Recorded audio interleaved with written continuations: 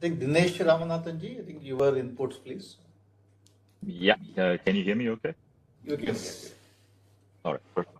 So this is a great presentation. I really enjoyed it. And I think from the last time that we met, the amount of progress that has been made is actually quite amazing. So it's not just on one front, but you've been actually working on multiple fronts. That is always the more tricky part because if you put all your arrow behind one particular area, you can make a lot of progress. But making progress on multiple areas is usually the tricky part. So I really congratulate you and the team on everything that you all have actually accomplished in the last year. I echo Mr. Chaudhary's comments and trying to make sure that we have fabulous startups that you can actually encourage because you have the EDA tools.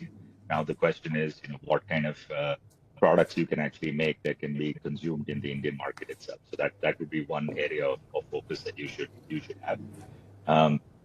The other thing I also wanted to point out is it would be good to get an idea on what type of technologies you have internally. And what I mean by that is, what geometries can you actually run transistors at? Right? I mean, even if it's like 350 microns or 450 microns, it would just be a good idea to understand that.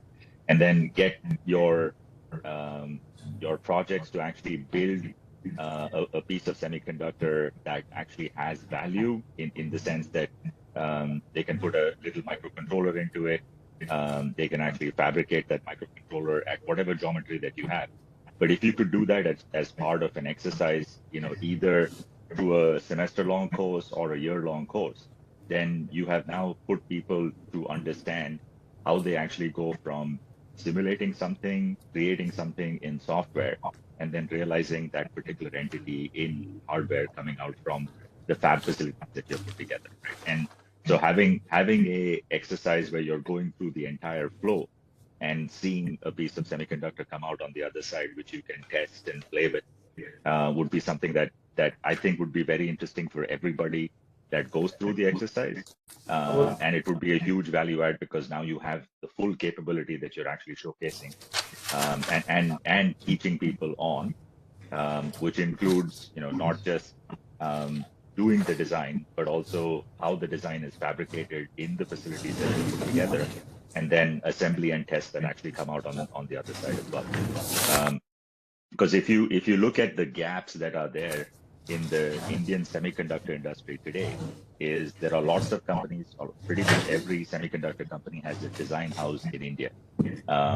But that design house usually ends up taking a GDS, which is the final stage of the software, and then sending it to some factory, which is located somewhere in Asia or some other continent.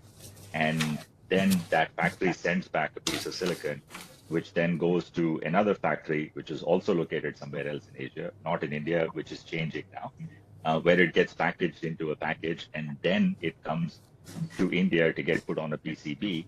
And then once it's on a PCB, then the team in India usually ends up working on it, bringing it up, doing all this other stuff.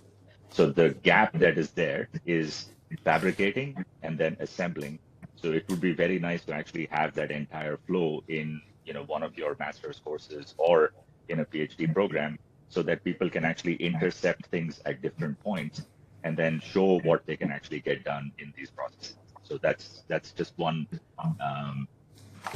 thing that sort of came to mind as I was looking, through your material and the presentations. And with that, of course, also please let me know if there are other things that I can help with and assist with. As usual, that's part of being part of your board as well. That was it. Other than that, congratulations again and exceedingly well done.